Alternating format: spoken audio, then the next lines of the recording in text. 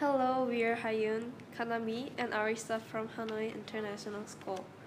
We will be talking about business cost and revenue, focusing on break-even. This is the break-even chart. The y-axis measures money amounts, and the x-axis shows the number of units produced and sold.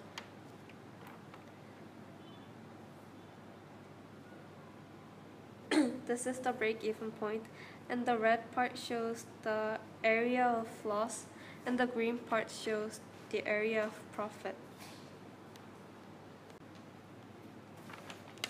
I will now tell you about the formulas used for this chapter. First, the average cost is the cost per unit. This is measured by output over total cost, and basically total costs are equal to total variable cost added by total fixed cost, as we showed in the chart. And therefore, average fixed costs are quantity over total fixed cost, and the same way for average variable costs.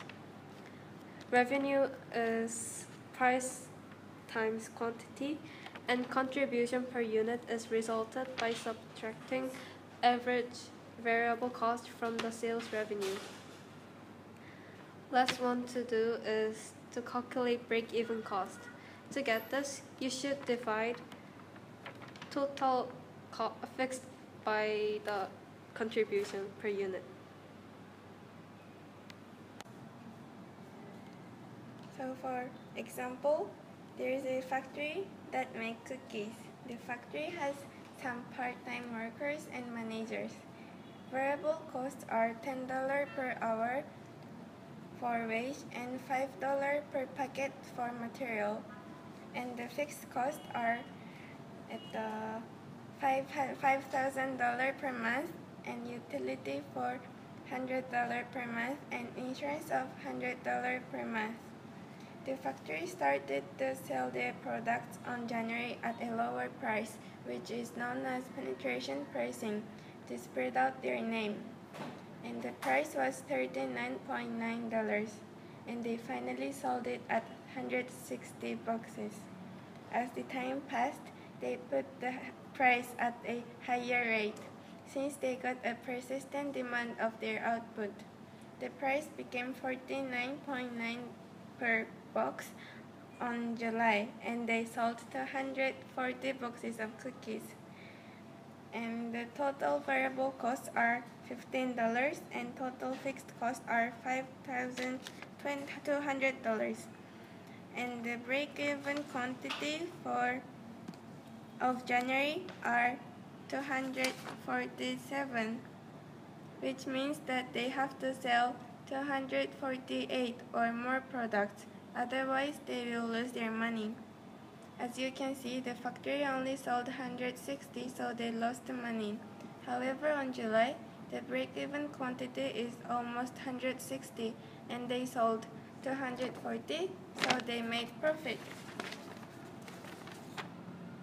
By using this example, we can say that on July, there is an adequate margin of safety, since the company sold way more than break-even quantity.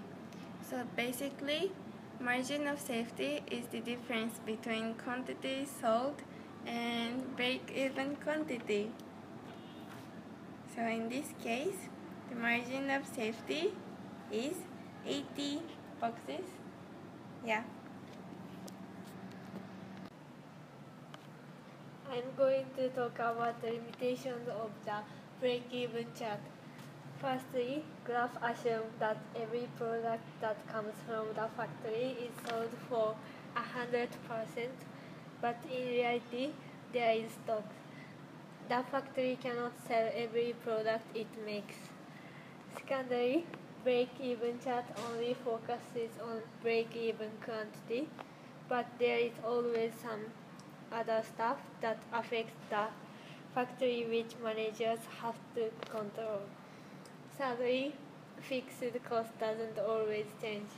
For example, the phone business increases output sharply. They will need a bigger factory and more machinery to make high quantity of products. Lastly, this chart has assumed that lines are drawn with a straight line, but that variable cost will slope has to be more steeply and as output expands. I will tell you how to make decisions. Any output sold above the break-even will generate a profit for a business. If a business has high fixed cost, break-even quantity also increases. The contrary, if a business raises its contribution, which are price or variable cost, break-even output will fall.